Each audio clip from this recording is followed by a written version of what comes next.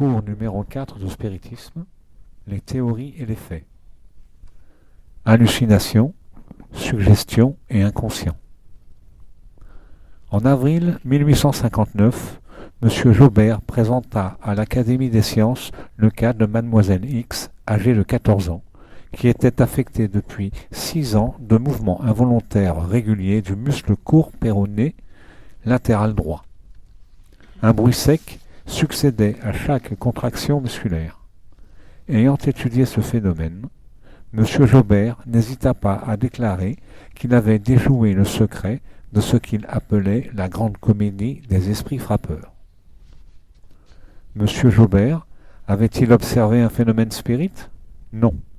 Il s'est contenté d'étudier un fait médical ayant une analogie lointaine avec les coups frappés et en a conclu que la cause de ce fait était la même que celle de tous les phénomènes spirites. Le péronnier, avant de prétendre avoir donné le coup de grâce au spiritisme, M. Jaubert aurait peut-être dû se pencher sur les faits du spiritisme. Il aurait alors pu se demander comment ce cas pathologique, qu'il qualifie de rare, ait pu devenir tout à coup si commun.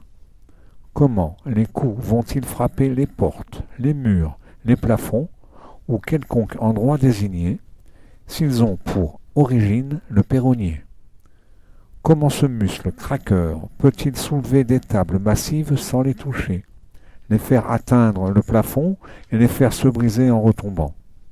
Comment le péronnier peut-il jouer des airs de guitare, composer des chants, répondre à des questions, posées mentalement, ou donner des réponses dans des langues inconnues des personnes présentes?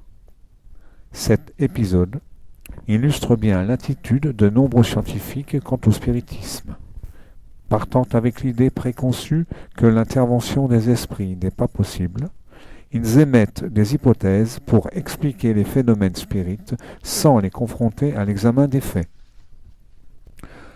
Une autre théorie consiste à mettre les phénomènes sur le compte de l'illusion des sens. Ainsi, l'observateur serait de très bonne foi. Seulement, il croirait voir ce qu'il ne voit pas. Quand il voit une table se soulever et se maintenir dans l'espace sans point d'appui, la table n'aurait pas bougé de place. On la voit en l'air par une sorte de mirage ou un effet de réfraction, comme celui qui fait voir un astre ou un objet dans l'eau, hors de sa position réelle.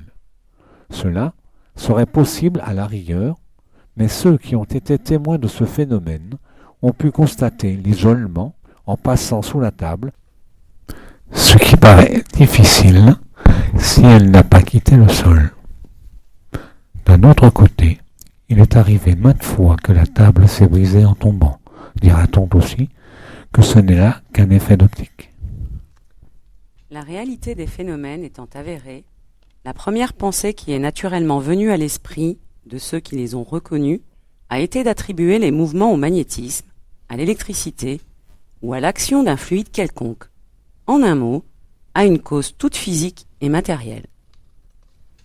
Cette opinion n'avait rien d'irrationnel, et elle aurait prévalu si le phénomène se fût borné à des effets purement mécaniques. Une circonstance, même, semblait la corroborer. C'était dans certains cas l'accroissement de la puissance en raison du nombre des personnes. Chacune d'elles pouvait ainsi être considérée comme un des éléments d'une pile électrique humaine. Ce qui caractérise une théorie vraie, nous l'avons dit, c'est de pouvoir rendre raison de tout, mais si un seul fait vient la contredire, c'est qu'elle est fausse, incomplète ou trop absolue. Or, c'est ce qui n'a pas tardé d'arriver ici. Ces mouvements et ces coups ont donné des signes intelligents, en obéissant à la volonté et en répondant à la pensée. Il devait donc avoir une cause intelligente. Dès lors que l'effet cessait d'être purement physique, la cause, par cela même, devait avoir une autre source.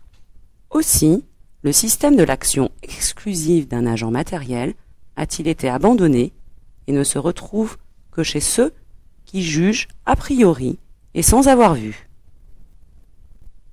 Le point capital et donc de constater l'action intelligente, et c'est ce dont on peut se convaincre quiconque veut se donner la peine d'observer.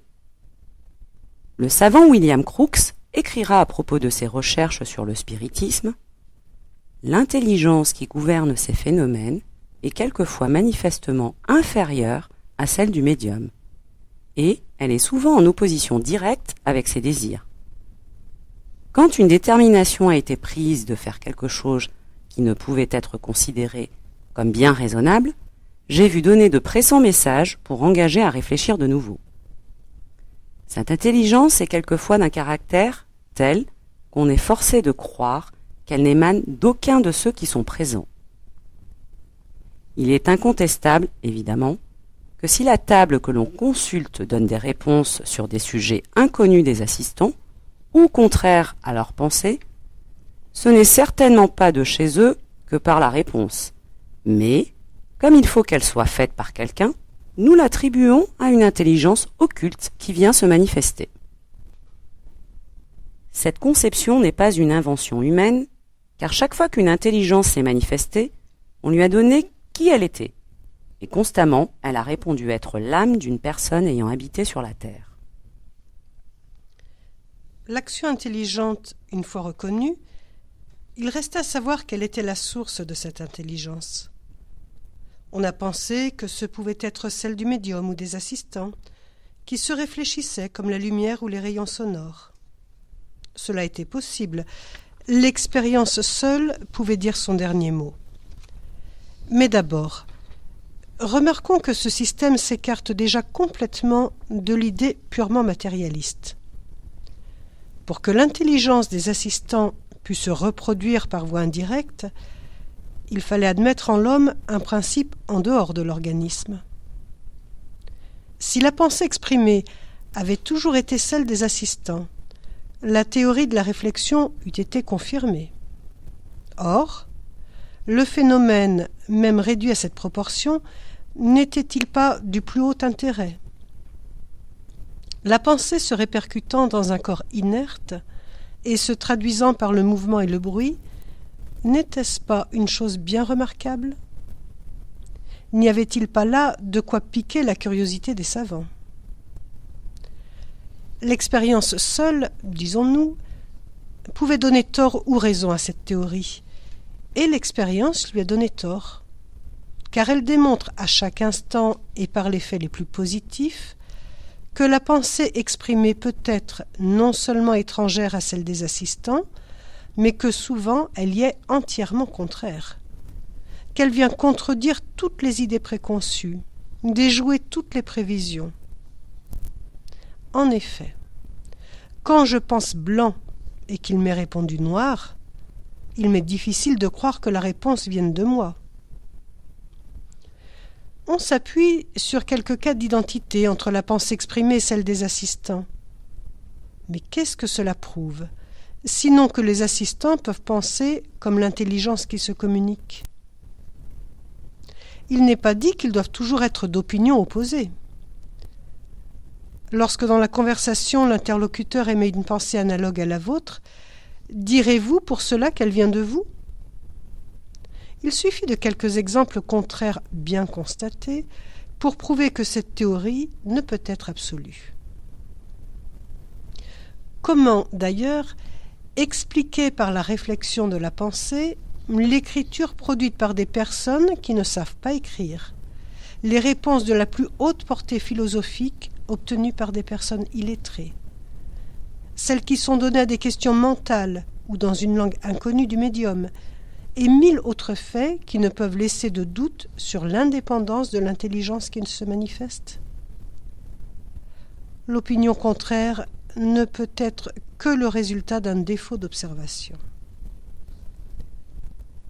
Si la présence d'une intelligence étrangère est prouvée moralement par la nature des réponses, elle l'est matériellement par le fait de l'écriture directe, c'est-à-dire de l'écriture obtenue spontanément, sans plume ni crayon, sans contact, et nonobstant toutes les précautions prises pour se garantir de tout subterfuge. Le caractère intelligent du phénomène ne saurait être révoqué en doute. Donc il y a autre chose qu'une action fluidique. Ensuite, la spontanéité de la pensée, exprimée en dehors de toute attente, de toute question proposée, ne permet pas d'y voir un reflet de celle des assistants. D'autres critiques objectent que, dans ses rapports avec le monde invisible, l'homme ne communique pas seulement avec les âmes des morts, mais aussi avec de vaines apparences d'âme, avec des larves, des formes fluidiques animées par une sorte de vibration mourante de la pensée des défunts. Nous verrons dans la troisième partie de cette étude intitulée « Preuve d'identité » que l'hypothèse des larves n'est nullement justifiée.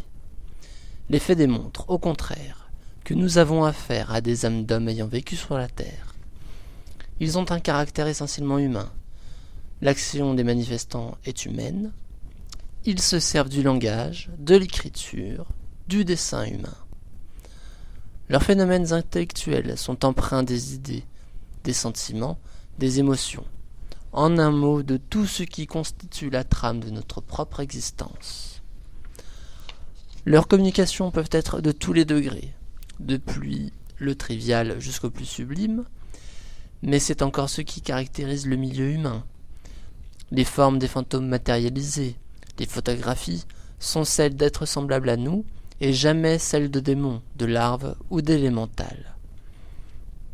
Ajoutez à cela tous les faits et détails d'ordre positif établissant que les manifestants ont vécu parmi les générations humaines, et vous arriverez à la certitude que le rôle attribué aux démons et aux larves dans les phénomènes spirites n'est que le produit d'une imagination déréglée. Un des faits les plus remarquables du spiritisme sont les moulages de mains et de pieds matérialisés dans la paraffine bouillante, et qui, refroidis, laissent les expérimentateurs en possession d'objets qui sont autant de témoignages de la présence et du passage d'êtres invisibles. La paraffine est fondue dans une certaine quantité d'eau bouillante. Les mains des esprits matérialisés viennent s'y tremper, puis se retirent pour se plonger ensuite dans un vase d'eau froide à la surface duquel les moules restent flottants. Leur ouverture au poignet étant plus petit que le reste de la main, il a donc fallu que celui-ci puisse se dissoudre fluidiquement pour laisser le moule intact. Une main humaine n'aurait pu se dégager sans briser l'enveloppe. Ni l'hallucination, la suggestion ou l'inconscient ne sont capables de rendre compte de ce phénomène. Seule la théorie spirite le peut. Il n'est à noter que les théories pseudo-scientifiques, telles que l'hallucination, l'inconscient ou la suggestion pour expliquer le phénomène spirit, résultent d'une étude incomplète des faits du spiritisme. La méthode scientifique, qui consiste à confronter les théories aux faits, est souvent délaissée par les scientifiques au profit d'une méthode qui consiste à ne prendre en compte que les faits qui s'accordent avec leurs idées préconçues.